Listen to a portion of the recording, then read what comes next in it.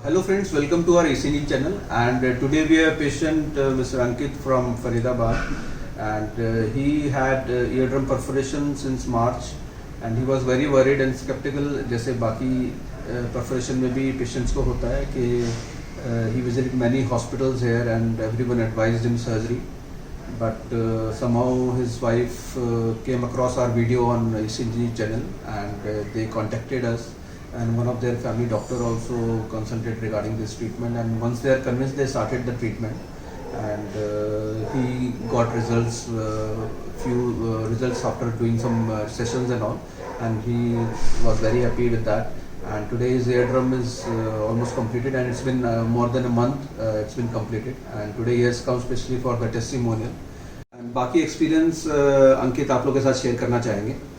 Sure. तो मेरे साथ ये इंसिडेंट हुआ था 23 मार्च के अराउंड में कि मेरा एयरडम पूरा रप्चर्ड हो गया था, और उसके बाद जैसे हर कोई बहुत ज़्यादा पैनिक हो जाता है कि क्या हो गया क्या नहीं हो गया, और अगेन मेरी 35 ईयर्स की एज है, तो उसमें तो और ज़्यादा मेरे को समझ ही नहीं आ रहा था कि मैं क्या करूं क्या नहीं।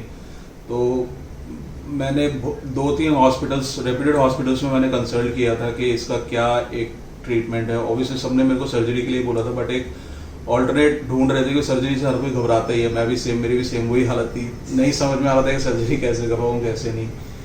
तो मेरी वाइफ ने सर का वीडियो देखा था यूट्यूब पे, सो शी सेड कि at least we should give it a try, वहाँ पे जाके कंसल्ट करते हैं, कुछ बात समझ में आती है कैसा लगता है कैसा नहीं लगता, देन वी विल फाइनलाइज के किस हमारे को डायरेक्शन में जाना है।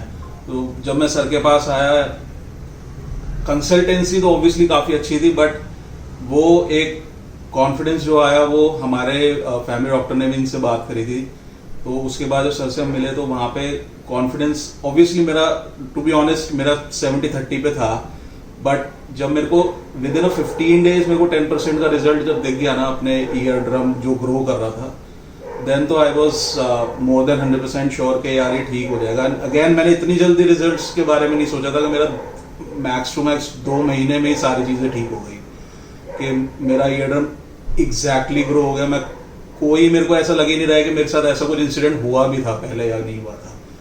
तो मैं तो मतलब बता ही नहीं सकता कि मेरे लिए तो एग्जैक्टली भगवान से ऊपर है ये डॉक्टर, मैं सच्ची बता रहा हूँ। मतलब ये चीज़, ये सिर्फ इंसिडेंट के उस पर नहीं है, मैं सोच भी नहीं सकता था कि मैं इस तरीके से नॉर्मली कभी फील कर भी पाऊंगा।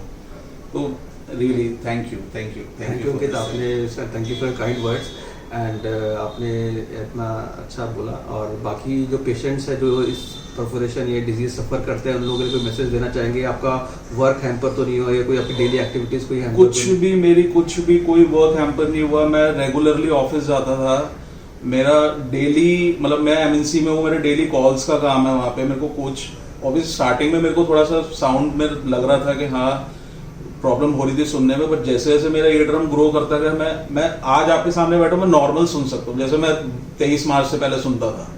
मतलब मेरे को 0.01% भी कुछ भी साउंड सुनने में कुछ भी प्रॉब्लम नहीं हो रही है किसी भी तरीके से। I am back to normal, और जो सोचा ही नहीं था कि इस तरीके से भी ये चमत्कार हो सकता है किसी के साथ। तो मेरे कोई डेली एक्टिविटीज में कोई भी चेंजेस नहीं आए। प्रिकॉशंस थे, सब चीज थी, बट अगेन वो इतना कोई प्रिकॉशंस नहीं था कि हाँ मैं नॉर्मल फील नहीं कर सकता अपने डे टू डे लाइफ में।